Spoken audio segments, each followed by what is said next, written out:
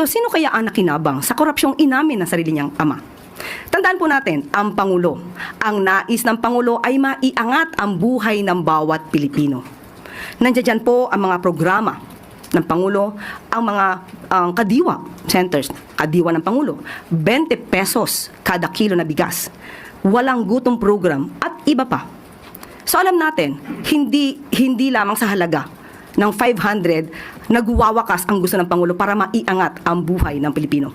Ang pinag-uusapan lamang po sa 500 ay kung kaya. Kung kaya. Maski na po ang isang eksperto katulad po ni Steve Kua ng Philippine Amalgamated Supermarkets Association Incorporated ay nagsabi rin po at umayon sa DTI. Ang pinag-uusapan po dito ay kung kaya.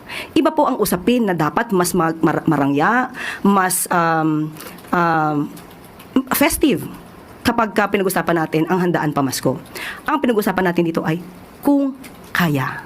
Yun lang po ang issue ng DTI at the time dahil ang DTI po, pinagmamalaki po nila na ang mga manufacturers ay nakausap nila. Manufacturers sa mga basic needs, basic commodities, na huwag magtaas ng presyo hanggang katapusan ng December. Yun lamang po ang gusto ring ipagmalaki ng DTI at ito po ay isinagawa ng DTI para sa taong bayan. Sana hindi po nila ma-miss yung pinaka-essence kung bakit sinasabi po ng DTI nakakayanin ang 500 dahil po napakiusapan po nila na huwag magtaas ng presyo para sa mga basic commodities. Yun lamang po yun. What are your Essence. Hindi mo rin mag-gets, no?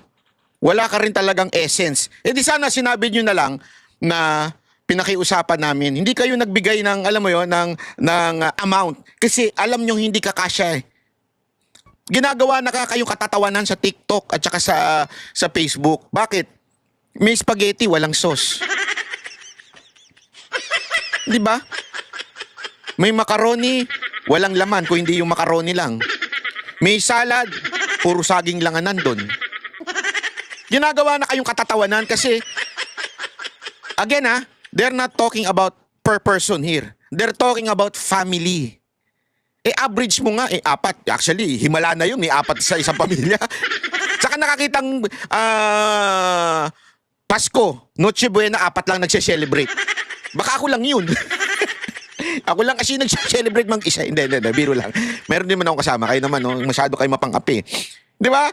Kaya nga kalokohan yun, mga kababayan. Itong sinasabi niyang essence na ginawan daw ng gobyerno na mababa, itong ating Noche Buena at pinakiusapan daw yung mga mall, yung kalokohan po yun. Di ba? Yan ang hirap sa inyo eh. Lahat kayo lutang. Lahat kayo lulong. Oh, yan ang totoo, lulong. Lahat kayong nasa gobyerno ngayon, lulong. Lulong sa kapangyarihan.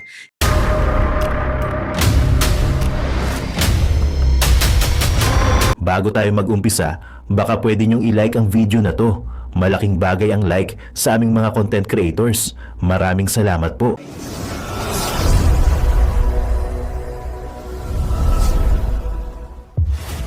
Sabi ng DOF Secretary, naglabas ng bomba. Ano yun? Meron daw 118 billion na ghost project sa flood control noong 2023. Kung ipagtabi mo ang numbers, 180 ng ghost project. Billion na 118 billion ng ghost project. Yung 107 billion galing PDIC. So therefore, ginamit yung pang ghost project, yung kinuha sa PDIC na 107 billion.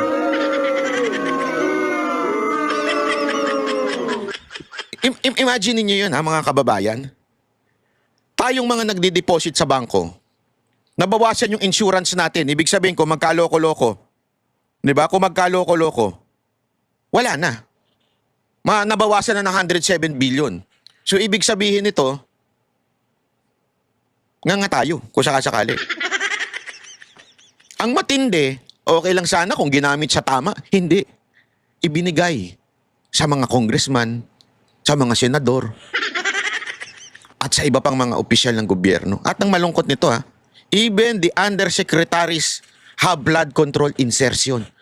Ganun nakakurap. So, namimiligro yung ating insurance sa bangko dahil bumaba nga ho ito.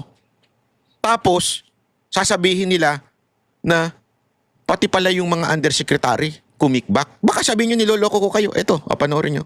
Pero bago po mangyari ang mga ganyang klaseng usapan, Ulitin lang po natin ha mga kababayan, baka naman pwede mag-subscribe na po kayo kasi sa mga nanonood, hindi nakasubscribe. Who could be part of that proponent list for the non-allocables? Well, I mean, one thing that I Congressman? mentioned Also? last week is that almost everyone in government has the opportunity to submit lists to the PWH, and therefore, almost every office in government has some type of insertion. And I think it's less a question of who is than who is not. Okay, so for example, if I am, what do you mean by everyone? As in parang kahit part ako ng ano? It's not just agency. congressmen and senators, not even just cabinet secretaries. There are even cabinet undersecretaries that have flood control projects inserted into the budget. And, really? And how Grabe, could I, no? what's the rationale of, for example, if I'm a secretary, what's the rationale of me being a proponent of a flood control project if I have nothing to do with flood control? You can ask them. Okay. Okay, so this is the list. But- Have you seen this list at least? Yeah, so the reason why I'm saying this is because there's a lot of speculation that this happens, but the proof is that there is a list that I've seen in the office of DPWH former Undersecretary Catalina Cabral that lists every item in the National Expenditure Program and indicates if it's allocable by the district congressman, or if it is outside the allocable, then it actually has proponents behind them. And the proponents are not only congressmen and senators, they are also cabinet secretaries and undersecretaries and others. There are even contractors. Grabe yo, undersecretary, ladies and gentlemen. Undersecretary. Mantakin mo ha. Kung dati mga congressman lang ang nangungurap, secretary, ngayon pati undersecretary. Names. May allocable na ha. At bakit pinayagan? Dito, eto kasi yun eh. Remember, inilalagay yan sa budget. Ini-insert, kaya nga insert eh. Ipinapasok yan sa budget. Allocable. Ha? You could just imagine, billions of money, pinirmahan ni BBM. Pinirmahan ni BBM yung allocable. Bakit mo pipirmahan kung hindi ka gunggong? Kung hindi ka tanga? Kung hindi ka magnanakaw, bakit mo pipirmahan yan? Unless, sabog ka. Hindi, totoo naman eh. Alam mo, sabog ka sa alak, ganun. Hindi, di ba? Pirma ka lang ng pirma. Ano na pipirma natin? Pirma. Pirma ka lang ng pirma. Yan, pirma na yan. Di ba? Imagine niyo yun, ha? This is billions. Tapos tangina ang focus niyo doon sa 150 million ni BP Sara Duterte. Kupal kayo, eh, no? Sorry, ha? Sorry sa term, eh. Pero yun talaga yun, eh. Yun yung, hindi kasi mura yun, eh. Yun yung talagang, kasi when you say kupal, para lang sa kaalaman nyo, yung nanggagago kayo, yung nanloloko, nangungupal kayo, nanloloko kayo ng kapwa. Yun ang ibig sabihin nun, eh. Ibig sabihin, binubudol nyo yung tao, eh. Ang focus ninyo yung 150 million kuno na confidential pa na ginamit naman sa tama. Mismong COA na ang nagsabi. Tapos yun ang focus ninyo. Tapos yung sa billion, 100, magkano daw yun? Actually, sinabi na nga ng ICI na umabot ng trillion eh. Yung naubos na pera dyan sa Ghost Flood Control Project na yan eh. Tapos sasabihin nyo, hindi, confused ang tao eh. Di namin alam kung paano ba diskarte dito eh. Kasi nga, namumulitika kayo. Yan ang totoo. Kayong mga kakampuet at kayong mga NPA na makakaliwa, namumulitika kayo. Yan ang iniisip nyo. Are in the internal files as proposed projects of the DPWH. Okay. The PCIJ has said the numbers have not been released to them, the proponent list, but they also mentioned in this report that they reached out to your office for the numbers, if you would have. But nakalagay dito, all of them either refused to give out their list or said they would have to double check. Leandro Levista in particular has been pressuring the DPWH itself to release proponent lists. So what Yes. list do you have in your office? So I have a list of proponents of projects in the NEP that came from the office of former DPWH Undersecretary Catalina Cabral. DPWH is well aware and also has this list, and I am hoping that they will walk the talk on transparency and release the list of proponents that are in the computer in the office of former Undersecretary Catalina Cabral. So it's with you, the list of proponents for allocable and non-allocables? Yes, and I've been having private discussions asking that this list be released to the public. And if they don't, will you release it? I'd like them to release it first. But is there a chance that you might release it? Anything's possible. Ayan. Ayun na. Masyadong seryoso itong batang to, no? Ah. Pag-usapan pa natin itong ano na to, importante itong pag-usapan eh. Itong 500 na Noche Buena. Ang sagot ng Malacanang doon sa banat ni Pulong Duterte. O, ito, pakinggan natin yung banat ni Senator Pulong Duterte. Pinanata ni Davao City Senator ang gusto ko itawag kasi gusto ko nang tumakbo siyang senador. District Representative Paulo Duterte ang pahayag ng palasyo na depende raw sa pagdiskarte ang pagbili ng 500 pesos na halaga ng pang Noche Buena. Ang buwelta ni Polong halatang wala raw ideya sa totoong hirap ng taong bayan ang administrasyon. Busog daw kasi sa korupsyon ang mga nasa Malacanang kaya hindi alam ang totoong presyuhan sa palengke. Yon. Ang banat pa nga ng kongresista, tila may imaginary shopping mall daw ang mga ito. Ayun, alam mo, diyan tumpak yan. Kong, tumpak na tumpak yan sinabi mo. Ganyan talaga pagka, lulong. Nagkakaroon ka ng imaginary friends, imaginary anik-anik, imaginary mall. Minsan nga nagsiswimming pa kahit walang pool eh. Pagkalulong ka talaga eh. Siguro, nung sinabi nila yan, baka. Yung mga nagsasabing nasa gobyerno natin, na nagsasabing kaya yan, hindi natin alam, baka lulong. Lulong? Andali, linawin natin, baka sabihin naman nila, lulong sa kapangyarihan. Kung saan ang lahat ay o ang lahat ng bilihin ay mura. Kung mamaliitin lamang daw ang paghihirap ng mga Pilipino, wag na daw insultuhin ang pag-iisip ng taong bayan. Yan. Simbolo lamang daw ng 500 pesos na Noche Buena ang pamumuno ng administrasyon na mukhang ham pero puro mantika. Yan. Mukhang keso pero puro hangin lamang naman. Yan. Nagugat ang usapin na yan matapos igiit ng Department of Trade and Industry o DTI na sapat na po ang 500 piso para sa Noche Buena para sa isang simpleng pamilyang Pilipino. Yun. Mga kapatid, Ruth Ayan, eto, sinagot ngayon. Tingnan nyo ang talino ng sagot ni Yusek Claire Castro. Ito ang pinakamatalinong rebuttal na narinig ko. What are your thoughts po sa sinabi ni Representative Paulo Duterte sa comment niya last time about sa 500 peso Noche Buena? Sabi niya, kung ganyan din lang ang level ng analysis mo, mas bagay siguro magnotaryo sa recto kaysa mag-lecture sa taong bayan kung sapat ba ang 500 para sa Noche Buena. Actually, nabasa po natin mismo yung kanyang media release. At nabanggit din po niya, maliban po sa kanyang ganyang klase ng pananalita, nabanggit din po niya patungkol sa konsensya. So, siya pa po ba ang magsasalita tungkol sa konsensya? Hindi po ba ang kanyang sariling ama ang umamin na he killed people? Sino po ba ang may kakilala? Ang talino, no? Pang matalino, no? Konsensya? Konsensya? Ang konsensya ay yung kanyang tatay. Sino ba ang walang konsensya? Tangin, ang talino mo. Ang talino mo, ma'am! Ibang level ka. Yung talino nito, pang sangkay at saka Coach Jarrett eh. Sa talino. Walang biro, kaya pare-pareho kayo na level ng utak eh. Mantakin mo, ang issue dito, yung 500 pesos na hindi kasya at pagmamaliit ng gobyerno. Ang sagot niya, kasi ginamit yung salitang konsensya ni Pulong. So, kumuha lang siya doon. Konsensya? Sinong may konsensya? Yung ama na sinabing may pinatay? Paano nagkaroon ng konsensya? Halupit mo, madam. Salamat, dahil sa'yo may content ako. Halupit, no? Alam mo, Congressman Paulo Duterte, gumamit ka pa ng ibang salita next time, ha? Yung paglalaroan ni Aling Claire, yung magmumukha siya lalong magtalino. Hindi, mga kababayan, tanungin ko kayo. Yan ba ang klase ng talino? Yung konsensya?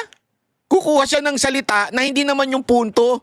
Hindi yun yung main argument. The main argument is the 500 pesos na hindi posible sa isang pamilya sa Noche Buena. Pangalawa, yung panglalait ng gobyerno natin sa mga kababayan na, o yan, sapat na sa inyo yan, kaya nyo na yan mabuhay sa 500 Noche Buena.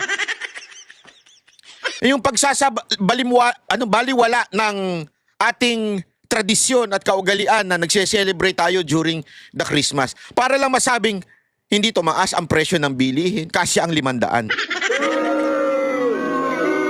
Yun ang punto, Aling Claire.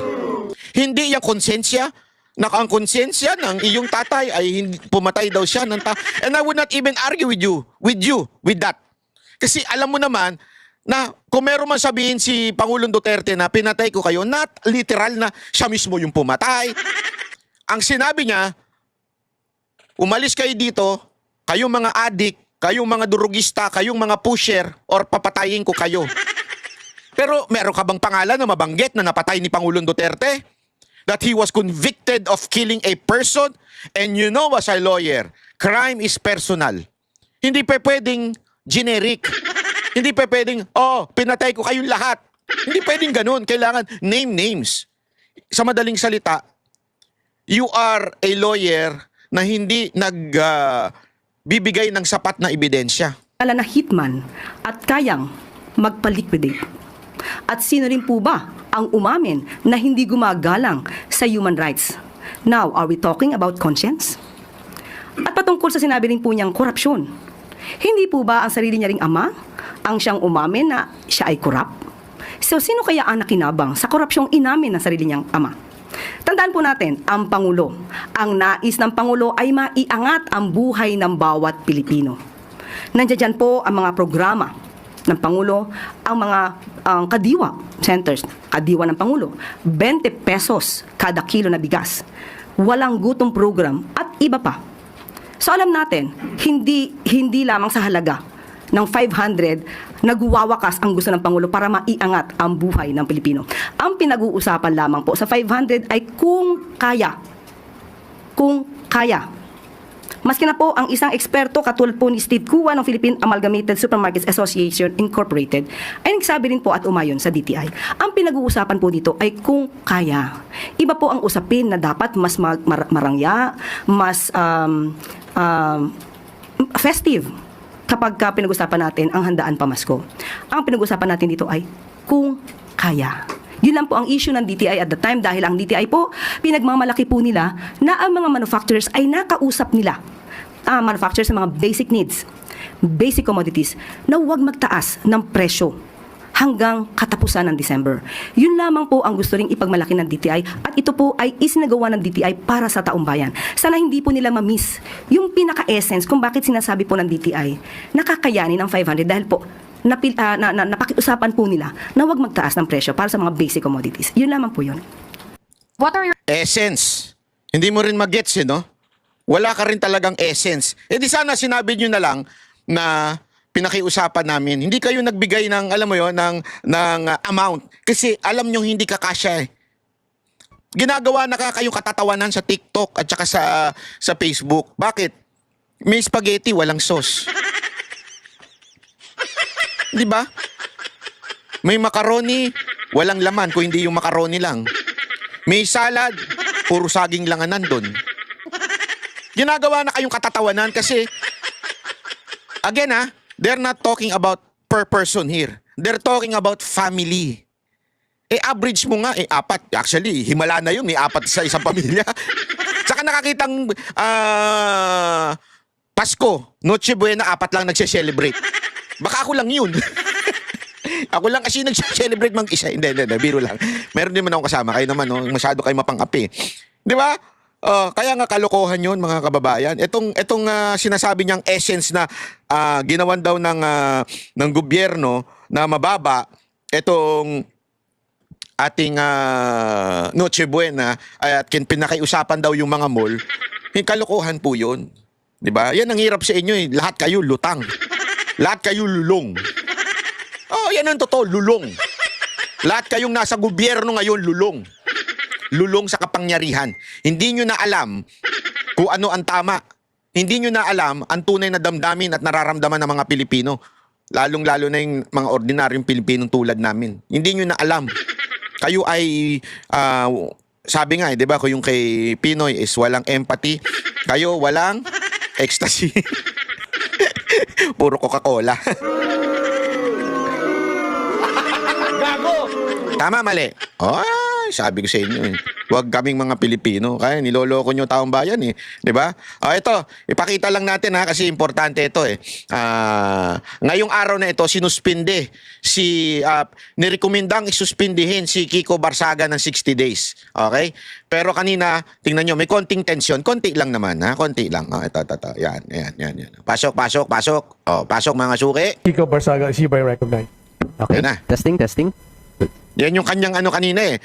Parang inirekomendang isuspindi siya. Ayan, oh. I wholeheartedly accept the decision of the committee, but I maintain my stance that President Marcos must be held accountable for his crimes. Too many people have died and too much money was plundered from the Filipino people for us to stand down now. Whatever punishment may fall upon me and others who stand against this president who has lost his constitutional... Yan ang tunay na may bayag. Yan. Kasi yung katulad nung si Bayot ng Canada na naghahamon ng debate, kala mo naman pupunta siya dito, hamon na. Kung gusto mong mag-debate, uwi ka dito ka magsalita. Ayan. Para you are held accountable to whatever you're going to say kasi you are a fake news Bayot. mandate. His constitutional mandate of serving the people is Speaker, inconsequential point of in order. relation to the amounts of lives Mr. Speaker, and point of futures order. that will be saved when Majority President Leader. Kahit apakatarantado nung pumipigil Freedom of speech niya yan eh. Pinipigilan nyo. Marcos leaves Malacanang. It took the deaths and imprisonment Point of order, Mr. Speaker. to bring Marcos Sr. to Point of order, Mr. Speaker. Kita ninyo? Nagsasalita pa, binastos na ninyo kaagad eh. Di ba? Ito. Mr. Speaker, after a thorough deliberation on the case, the committee finds that the actions of Rep. Barsaga in posting incendiary social media content through his Facebook accounts and in retaining and failing to remove publicly viewable, inappropriate, and indecent photos to be unparliamentary and unbecoming of a House member, taken in their entirety, the actions of Rep. Barsaga bring contempt, discredit, and disrepute to the name of the House of Representatives. His actions reflected negatively upon the dignity, integrity, and reputation of the House of Representatives as an institution of the members of the House individually and collectively. Consequently, the committee finds Respondent Representative Kiko Barsaga of the 4th District of Cavite guilty of disorderly behavior by violating Section 141A Rule 20 of the Rules of House of Representatives, 4C of RA 6713, or the Code of Conduct and Ethical Standards for Public Officials and Employees, and by engaging conduct unbecoming of a member of the House, and recommends the imposition of the penalty of 60 days suspension from office without the benefit of salaries and allowances during the period of suspension, with a stern warning that repetition of similar misconduct will result to a more severe disciplinary action. In addition, Mr. Speaker, the committee recommends that the respondent Barsaga be directed to remove all 24 social media posts subject of this case within 24 hours from adoption of this report in the plenary. Alam mo, grabe yan ha. Grabe yan mga kababayan ha. Ang ganda nga nung sinabi kanina ng isang congressman eh. Inalimbawa niya yung yung Bill of Rights, yung may karapatan tayo na sabihin ang ating saloobin. Sabi niya doon, napakaganda nung bahagi na sinabi niya na kahit hindi mo ito gusto o kahit hindi mo gusto yung pamamaraan ng pagsalita ng isang tao, hindi ka pwedeng pigilan. Hindi mo pwedeng pigilan yung tao na yun. Kahit pa hindi parang nasa norm yung pagsasalita. Kasi it's freedom of speech. It's talagang matindi. Unless, isa lang naman ang dyan ang parang exemption dyan eh. Kung yung sinasabi mo magkukos na makakapatay ng tao o magbabanta ka sa isang tao, yan. Pero yung sabihin mo lang yung saloobin mo sa isang namumuno, halimbawa si Marcos o kaya si Romualdez o kaya kung sino pa man, ay yan ay kalayaan mo. Even if it doesn't sound good or it doesn't sound decent. Di ba? Kalayaan mo yan. Hindi pa pwedeng matanggal yan just because of ethics. Kasi bakit? Nasa konstitusyon eh. Di ba? No law shall pass abridging freedom of speech. That is including ethics. Hindi pa pwedeng gumawa ng isang patakaran ang Congress o yung House of Representatives na sabihin nila, hindi, against yan sa ethics natin. Hindi pa pwede yun. Bakit? Constitution ito eh. Always remember this, the Constitution is higher than any laws, any regulations, any ethics, whatever. Higher ang Constitution. So ibig sabihin, pag sinabi ng Constitution, no law shall pass abridging freedom of speech, ibig sabihin nun, walang batas, pamantayan na pwedeng ipasa, ipatupad, na nagpipigil sa kalayaan magsalita ng isang tao. Kaya nga alam mo, sa ibang bansa, ang tindi ng awayan sa House eh. Yung sa Congress nila, yung kanilang mga senators, mga congressman. Kasi malaya sila eh. Malaya sila ng kanilang pamamaraan, di ba? Although yung iba, umaabot na sa suntukan, eh yun, ibang usapan naman yun, violente na yun. Dapat talagang hinuhuli yun. Pero kung ikaw ay salitaan lamang, abay dapat bigyan niya ng kalayaan even if you don't like it. Or the way kung paano niya sinabi yun, kahit ayaw mo, kalayaan niya yan. Hindi pwedeng pigilan. Ewan ko ba dito sa Congress na to, gumagawa ng batas, di nila alam. Ngayon, mantakin mo pinabubura pa yung social media post ni Kiko Barsaga. Ayan sinabi pinabubura 4 hours from adoption of this report that the respondent Barsaga be directed to remove all 24 social media posts subject of this case within 24 hours from adoption of this report in the plenary. Mr. Speaker, let this be a reminder to all the members of the House of Representatives that as trustees of the people, we are expected to conduct ourselves in a manner that would reflect the dignity of our position in society and in public service. Let us be more circumspect in our acts and words and be mindful of the high standards of propriety required of us as legislators. Maraming salamat, Mr. Speaker. Grabe, no? Di ba? Ang lupit nyo. Ang lupit ng Kamara above the law. Ha? Kayo ay above the law. Sa bagay, pagka talagang lutang ang pinuno, pati yung lutang din. Ulitin ko, pag sinabi kong lutang, lutang sa kapangyarihan, ha? O kaya di pala lutang, lulong. Sorry. Pag lulong sa talagang ganyan magdesisyon. Eh. Lulong sa kapangyarihan. Ito pa, tingnan ninyo ito ha. Tinatarantado tayo eh. Nakakatawa itong balita na to, mga kababayan. Panoorin nyo ito. Tingnan nyo ha. Handa daw. Handang humarap sa investigasyon ng Independent Commission for Infrastructure o ICI si Pangulong Bongbong Marcos ayon sa palasyo. Joke time! Joke time! Binuo mo yung ICI, pinondohan mo yung ICI, tapos sasabihin mo, imbestigahan nyo ako. Tangina, ghost. Joke time! Gago! Budol! Hayop! Yan ay kung may ebidensyang mag-uugnay sa kanya sa issue ng budget insertion. At nakatutok si Joseph Morong. Yan naman. Ikulong lahat, mga kurakot, kasama kami. Pati yung dalawang congressman dyan, isama nyo ikulong. Akala nyo naman, napakalinis nyo. Nasaan ang malalaking isda? Yan ang tanong ng mga nagrally laban sa mga maanumalyang flood control projects. At ngayon, Kinaboy nyo, nandun sa South China Sea. yung inakusahan na rin si Pangulong Bongbong Marcos ni dating ako Bicol Party List Representative Saldi Co ng pag-uutos ng insertion. Sinabi ng Malacanang na handang humarap ang Pangulo sa Independent Commission for Infrastructure o ICI kung may ebidensya. Mga Is the kulangot! President willing to appear before the ICI if there will be evidence that will link him to those issues? Ang ICI po ay isang independent commission. Wow. Kung ano po ang maibibigay sa kanilang maliwanag na ebidensya, wala naman pong pagtututol ang Pangulo dyan. Hiningan pa namin ng pahayagang ICI sa pangatlong meeting ng Technical Working Group ng Komisyon para pag-usapan kung paano mababawi ang mga ari-arian ng mga sangkot sa anomalya. Binigyan diin ni Commissioner at dating Public Works Secretary Rogelio Singson ang pagpapanagot sa mga sangkot.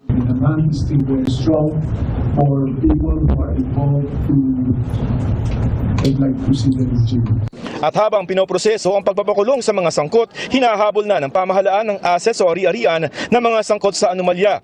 Sa Biyernes, isusubasta ulit ang 4 na luxury vehicle na mag-asawang Pacifico at Sara Diskaya na hindi nabenta nung nakaraang auction. Ibinaba na ang presyo ng mga ito. Ang Rolls-Royce mas mababa na ng halos 10 milyong piso ang presyo. Bibiling ko na yan. Magkano yun? Rolls-Royce? Ano ba yung tsokolate? Hindi, iba palang Royce yun. Grabe naman yung Ano itong Toyota Tundra? Toyota si Kia. Yung Bentley yan. Gusto ko yan. Bentley. Maganda yan. Makabili nga yan pang palengke. Rolls-Royce mas mababa na ng halos 10 milyong piso ang presyo. Kung hindi pa rin daw mabebenta ang mga luxury vehicle ng mga Diskaya, pwede raw itong ipa-direct offer o kaya naman ay sirain na lang. Condemnation or sirain na lang talaga yung mga vehicles. It's really an exercise of discretion on the part of the commissioner. No? In fact, we could have dispensed with the auction and went straight to the condemnation. Considering the state of our country, we are in need more of a budget. Right? Tuloy-tuloy naman ang paghahanap sa 7 at-large na inisyuhan na ng arrest warrant ng Pangit pala ng itsura ng Bentley, no? Parang luma. Sorry naman, Bentley, ha? Hindi ako mahilig sa mga lumang itsura, eh. Yung parang mga mukha ni Jay Guevara tsaka ni... tsaka ni Sir Jack. Lumang mukha. Luma, eh. Ang Sandigan Bayan kasama si Ko. Ayon kay DILG Secretary John Vic Rimulya, nasa Portugal. Si Ko. Zaldico is believed to be in Europe, suspected to be in Portugal. He is suspected to have a Portuguese passport acquired so many years ago. Ayun lang ang details. Nakiusap kami sa lahat ng mga Pilipino sa buong mundo na kung makita nila si Zaldico, kung pwede nilang picturean, padala kagad, i-post kagad sa internet para Grabe, no? Magkano ho ba yung ano ninyo? Yung confidential funds ng DILG? Ha? Tanong nga natin yung kay kumparing chat. How much is the confidential funds of DILG this year? Tingnan natin, ha? Kumakautos to sa mga Pilipino ha? Kumakautos ka ha? Mura lang naman pala. Hindi naman ganun kalaki. 10 billion lang naman pala. 10 billion lang ang confidential funds ang inilagay ng DILG. Okay lang yun. Mura lang yan. 10 billion, magkano lang yun? Ninanakaw nga ngayon, 50 billion, 100 billion. Ano ba naman yung 10 billion? Di ba? Okay na yan. Tuloy nyo. Yung mga Pilipino na lang ang bahala. Huwag na kayong gumalaw para hindi masayang yung 10 billion nyo. may idea tayo kung nasaan siya.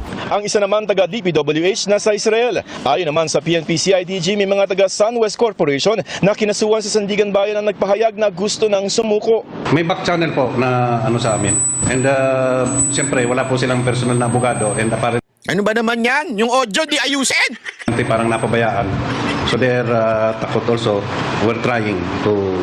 Simula Martes, masasaksihan na ng publiko ang hearing dahil live stream na ito sa social media page ng ICI.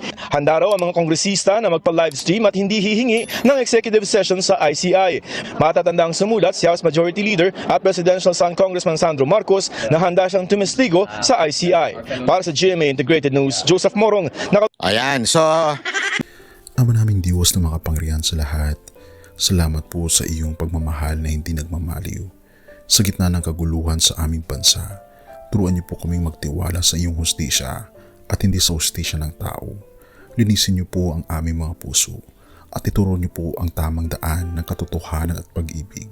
Tulungan niyo po kaming maging ilaw sa gitna ng dilim at ipakita sa mundo na may pag-asa pa sa pangalan ng aming Panginoon Hesus. Salamat po sa pag-ibig po ninyo at salamat sa pagdinig ng aming mga panalangin at iligtas niyo po kami. Sa pangalawa po ninyong pagparito at patawarin po kami sa lahat ng aming mga pagkukulang at pagkakasala sapagkat ito po ang aming samutiling sa matamis na pangalan ng aming Panginoon Hesus. Amen. Sa lumang silid, mag-isa kang tahimik. Walang kamera, palakpak ay wala na.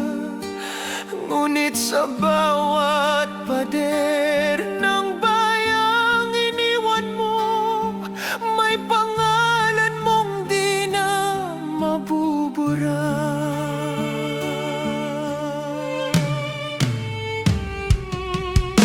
Minsan kang naging balikat ng mahihina, kalaban ng takot, kakampi ng asa. Di mo man laging nasabi ang tama, pinili mong ipaglaban ang madla. Hindi ka sakdal gaya naming lahat, pero tumindi ka nang walang pag-atras. At ngayong pagod ka na, tatay, kami naman ang sasalo ng bawat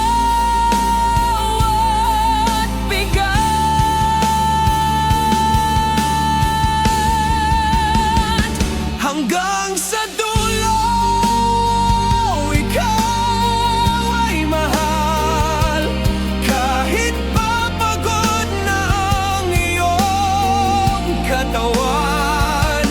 Tatay, salamat sa iyong paglaban. Ngayon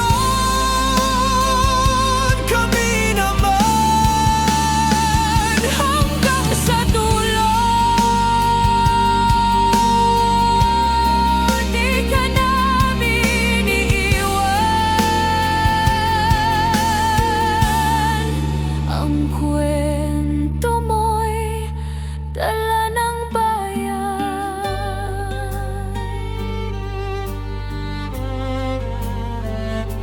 Tahimik ka na sa mga batikos.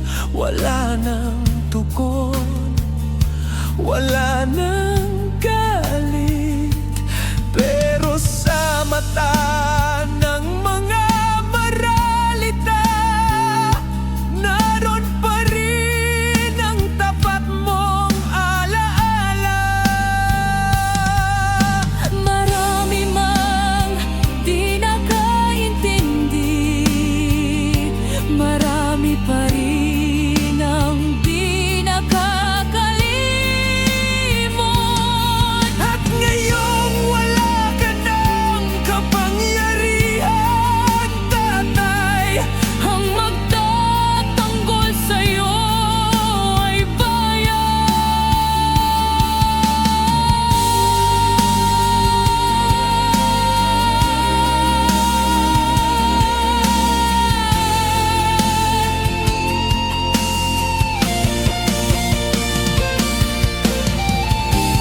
hindi ka nag-iisa kahit ngayon.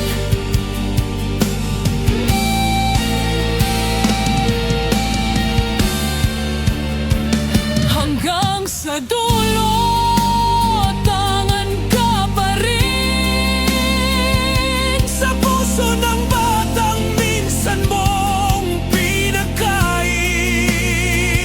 Hanggang sa dulo, di ka nag-iisa.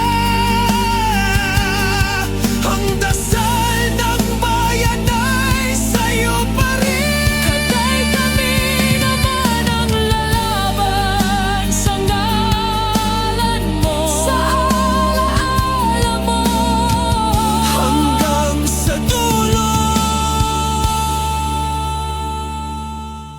dalangin ka ng puso ng masa.